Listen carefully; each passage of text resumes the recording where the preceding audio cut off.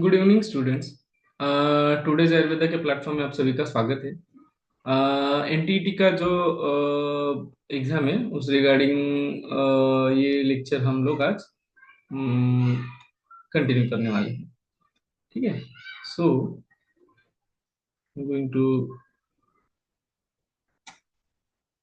Share the screen very soon.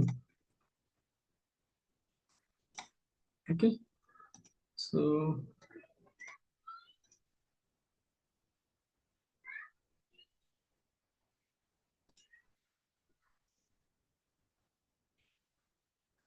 yes, the screen is visible to you.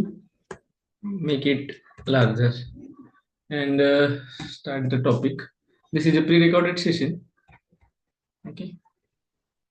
I'm going to hide the controls. I think this is the sixth lecture.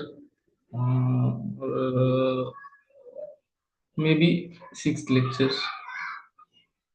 Okay. Recording on lightning control. Okay. So you are going to see the screen now.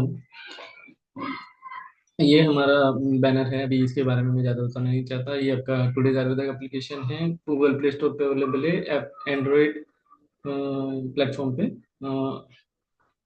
एक second, थोड़ा सा disturb आ रहा है। एक second.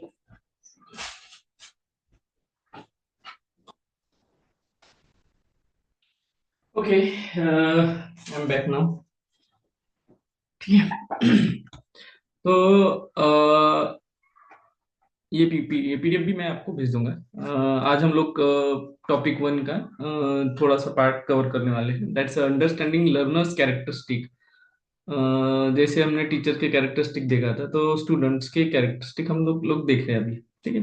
तो what is the learners characters. देखो, जिसको आप पढ़ा रहे हो, जो स्टूडेंट्स हैं, उनके बारे में ये इम्पोर्टेंट टॉपिक है। देखो, 11 पेजेस है। उसमें सेकंड पेज पे हम लोग चल रहे हैं। The lecture might be in the split part, 20-20 minutes के दो रहेंगे।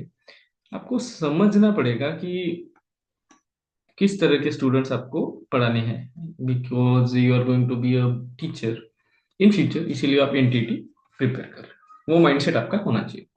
The learners exhibit distinct characteristic based on their developmental stage. Developmental stage, सबसे पहले डेवलपमेंटल स्टेजेस कौन से होते हैं वो आपको पता चाहिए। उनका बैकग्राउंड क्या होता है वो पता चाहिए, और इंडिविजुअल डिफरेंसेस।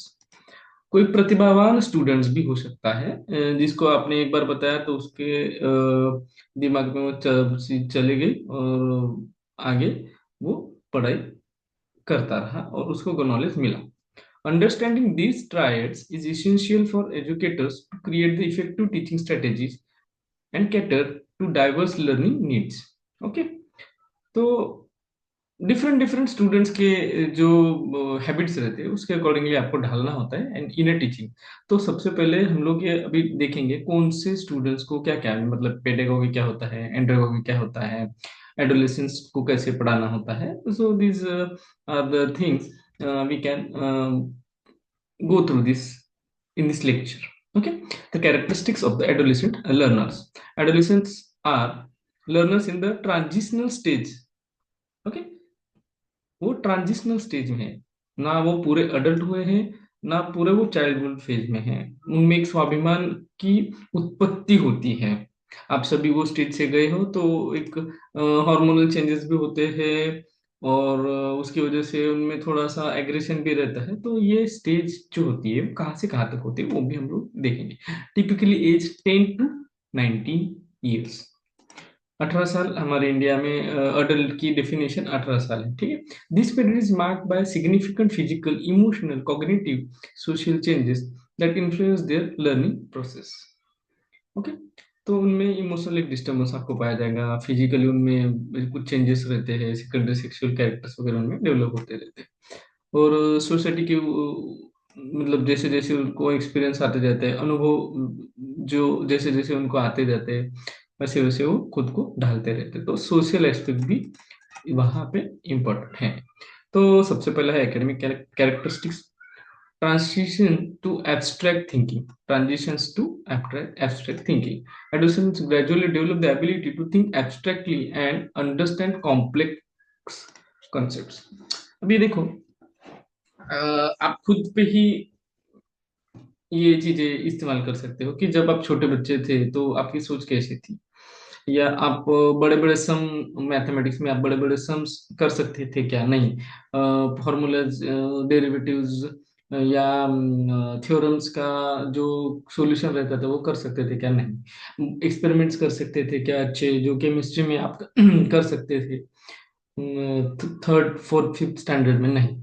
तो जैसे जैसे आप tenth, ninth tenth eleven twelfth में जाते हो तो कॉम्प्लेक्स कॉन्सेप्ट है आपको समझ में आना चालू हो जाते हैं। इनऑर्गेनिक केमिस्ट्री हो गया, बायोकेमिस्ट्री हो गया, तो ये चीजें सारी सारी धीरे धीरे आपको समझ में आती है। मैं अभी आपको मतलब एज ए स्टूडेंट के नजरिए से बता रहा हूँ, ठीक है, जब स्टूडेंट की उम्र 10 से 19 साल की है तब। Okay, they are capable of reasoning, वो सोच सकते हैं, रीजनिंग ये कैसे हो रहा है, वाई, हाउ, व्हाट, ये जो रीजनिंग का कॉन्सेप्ट है वो उनमें अच्छा आपको पाया जाता है। हाइपोथेसिस फॉर्मुलेशन, वो एक सिद्धांत जिसको आयुर्वेद में हम लोग बोलते हैं सिद्धांत, सिद्धांत बनाते हैं, ये चीज ऐसी होती है, उसके पीछे ये रीजन है। That means some sort of hypothesis formulations are there in their mind. And critical analysis, कोई भी चीज को क्रिटिकली एनालिसिस करने की सोच ये लोग रख सकते हैं students. Okay. Inconsistent performance due to the hormonal changes and the uh, fluctuating motivation, their academic performance may vary. तो अभी आपको एमसीक्यू आएगा, एकेडमिक परफॉर्मेंस किन लोगों